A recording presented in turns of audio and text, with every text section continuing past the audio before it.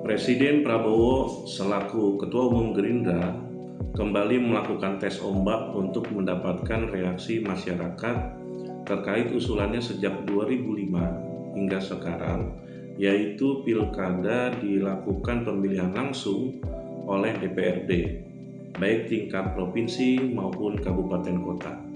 Tujuannya dijelaskan oleh Sekjen Gerindra bahwa ini untuk efisiensi anggaran yang naiknya signifikan dari 2017 sebesar 7 triliun hingga 2024 mencapai 37 triliun.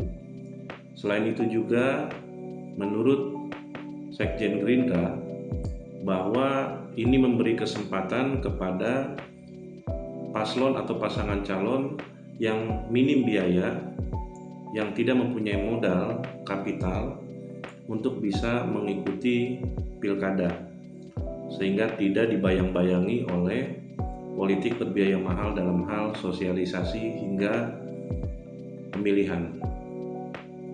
Apakah ini efektif? Saya Ram Arif, inilah edukasi politik Indonesia.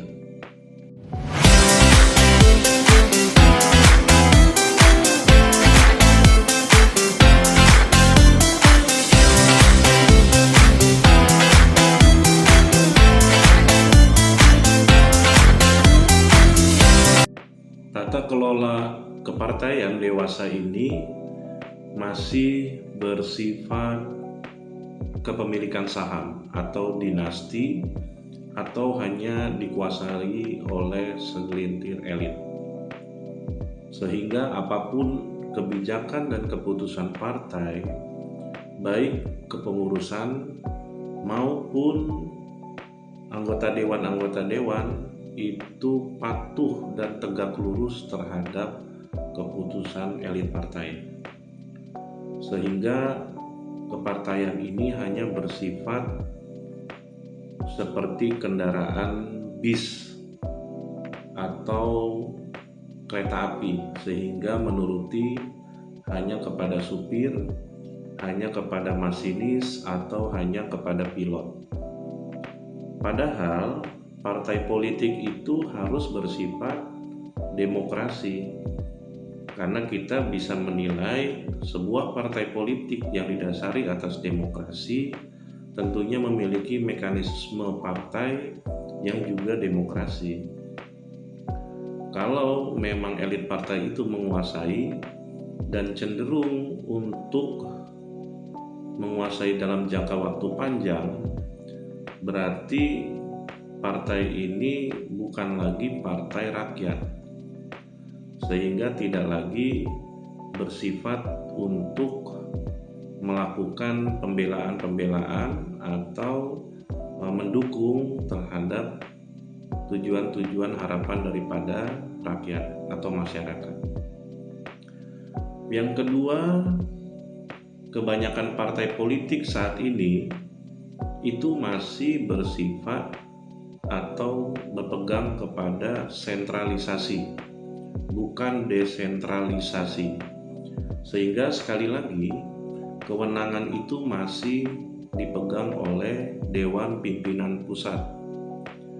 Contoh, misalkan dalam hal pengajuan calon paslon di Pilpres atau di Pilkada, tentu harus restu Dewan Pimpinan Pusat. Atau bisa juga misalkan anggota dewan, itu juga harus mengacu kepada Dewan Pimpinan Pusat keputusannya. Atau contoh lain juga misalkan dalam hal supaya lancar, maka Dewan Pimpinan Pusat ini harus memberikan rekomendasi, termasuk mempunyai hak untuk merecall anggota dewan yang berseberangan dengan Dewan Pimpinan Pusat. Selain itu juga, kebanyakan partai dewasa ini di tingkat wilayah dan kabupaten kota itu tidak memiliki sebuah kewenangan atau kekuatan yang bersifat otonomi, karena SK-SK juga berdasarkan dari Dewan Pimpinan Pusat. Lalu tata kelola partai juga dewasa ini itu masih bersifat mengacu kepada sebuah hal yang masih sifatnya itu menyimpang. Maksudnya begini, misalkan kalau ada yang ingin mencalonkan di pilkada, itu harus ada mahar atau upeti supaya didukung oleh partai politik, karena itu kan harus koalisi dengan batas minimum. Begitupun juga di tingkat pilpres, semua itu harus mendapatkan kendaraan untuk bisa mencalonkan sebagai paslon. Lalu juga contoh lain adalah anggota dewan yang memang ingin mencalonkan dari partai tersebut, maka dia harus mengeluarkan kocek. Memang tidak semua, tetapi umumnya seperti itu, kebanyakan harus mengeluarkan sejumlah biaya atau sejumlah uang untuk bisa diusung oleh partai politik sebagai calon anggota dewan didaftarkan ke KPU. Dari semua hal itu, kita apakah masih bisa mempercayai bahwa pilkada dipilih oleh DPRD?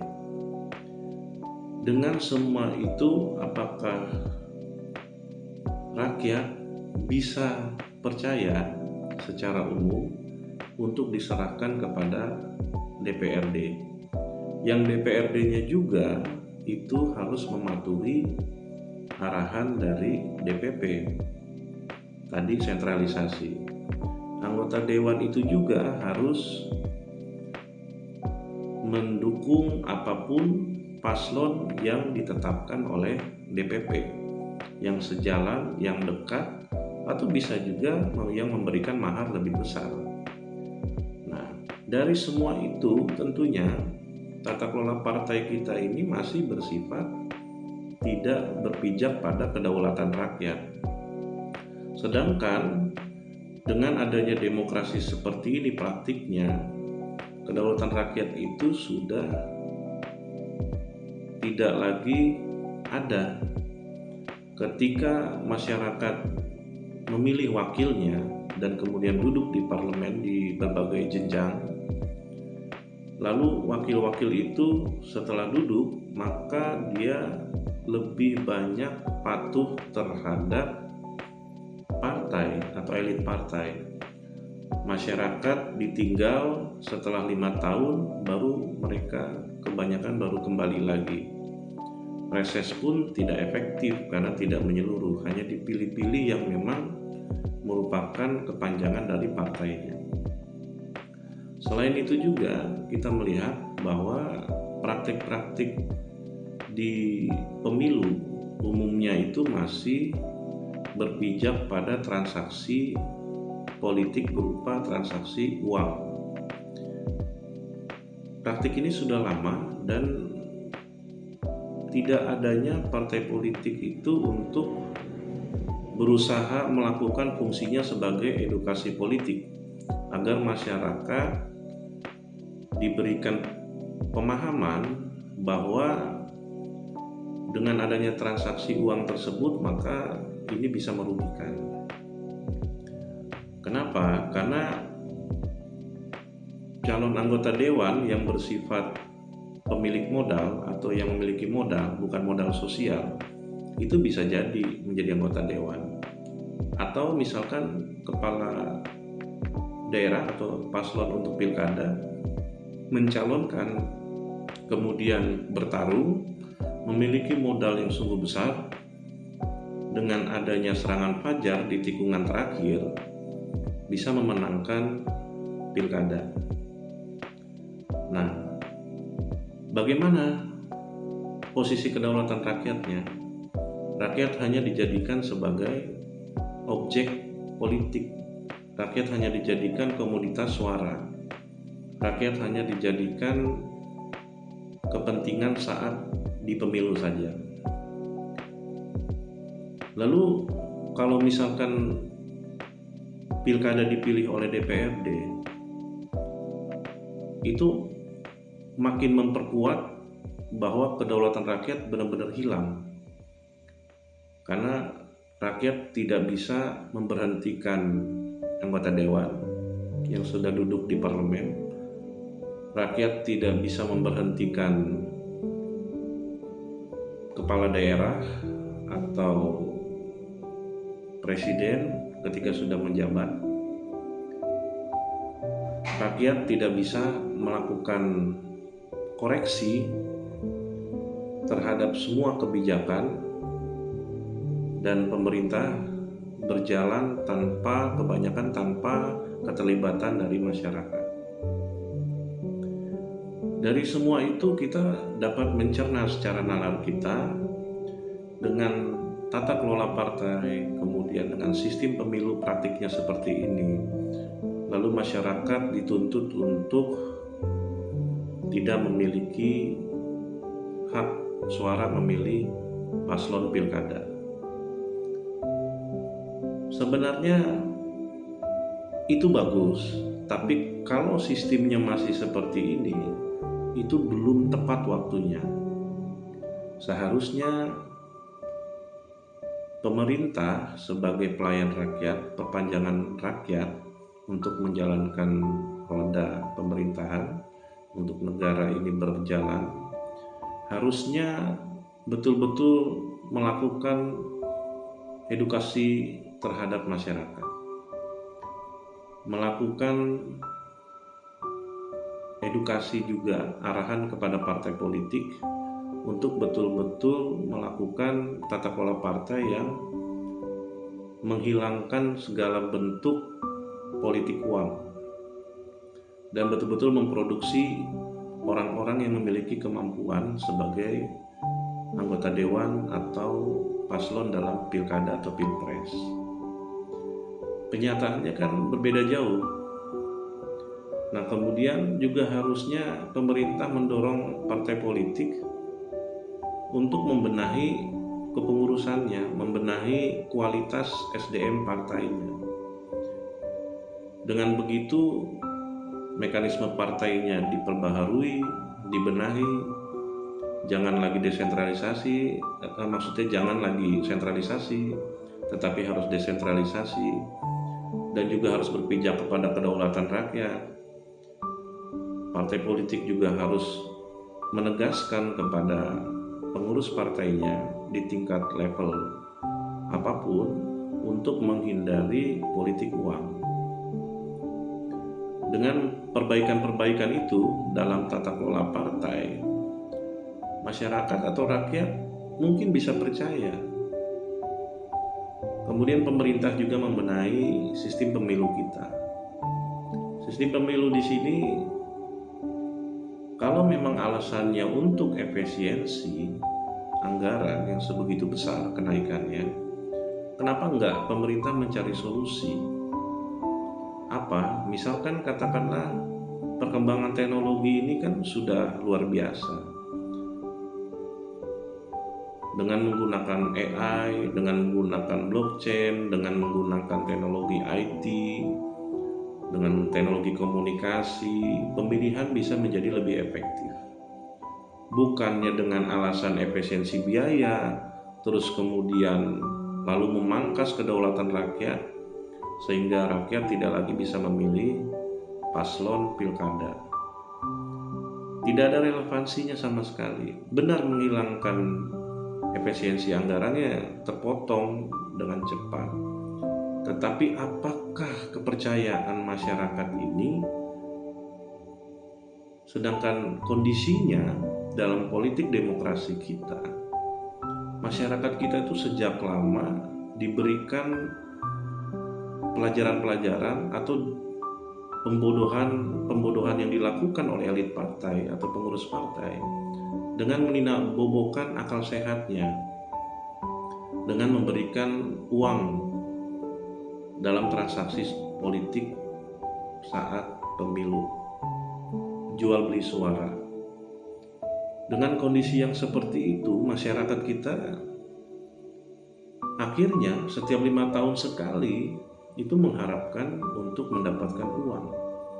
Katakanlah 25.000, 50.000, 100.000, 200.000, 250.000, 300.000. Hal demikian itu yang harus juga tanggung jawab pemerintah, tanggung jawab partai politik untuk sosialisasi edukasi politik yang masif. Masih panjang ke 2029, masih banyak waktu 3 tahun efektif untuk memberikan pencerahan, memberikan edukasi yang benar dan baik. Ada waktu juga untuk membenahi sistem politik kita, ada waktu membenahi tata kelola partai, ada waktu untuk membenahi demokrasi kita yang dengan praktik-praktik yang kurang baik atau menyimpang.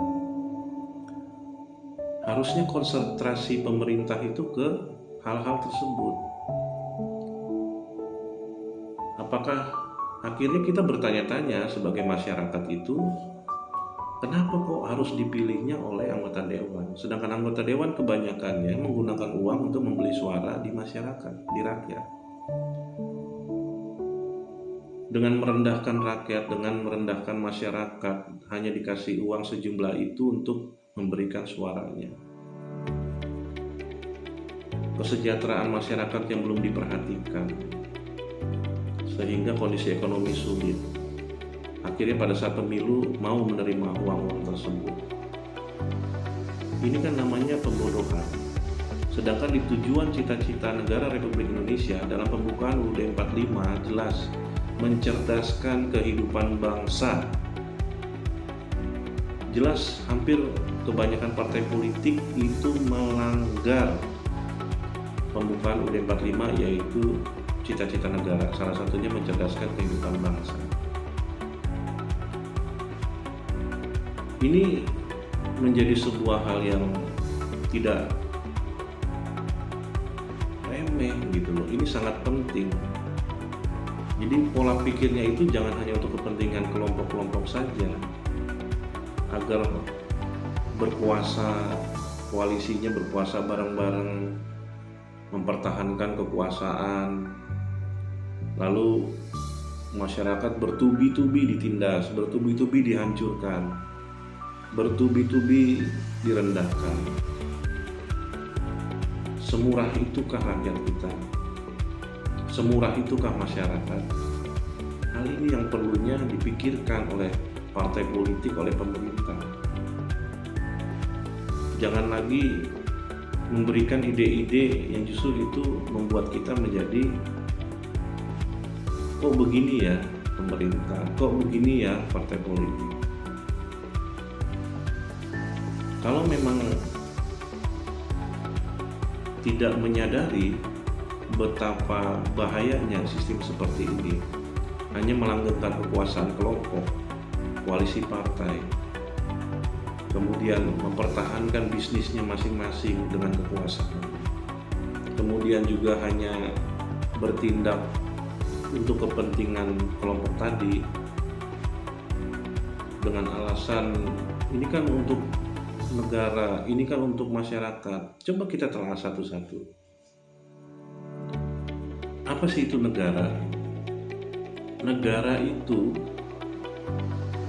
terdiri atas wilayah teritorial yang diakui, memiliki legitimasi, yang di dalamnya ada rakyat, di dalamnya ada pemerintah. Pemerintah menjadi perpanjangan rakyat sebagai pelayan. Jadi jangan juga sebagai pejabat, yang betul-betul sebagai pelayan rakyat. Nah, kalau pemerintah sudah berpikir sebagai pelayan atau melayani masyarakat, ya seharusnya presiden sebagai ketum partai, Menko sebagai ketum partai, menteri-menteri juga kebanyakan dari partai, anggota dewan dari partai. Berarti kan semua adalah pelayan masyarakat, melayani masyarakat. Bukannya atasan bawahan, bukannya jenderal dengan prajurit, bukannya pimpinan dan staf. Justru mereka-mereka itu harusnya melayani masyarakat, melayani rakyat. Jadi sistem politik kita itu memang harus dirubah.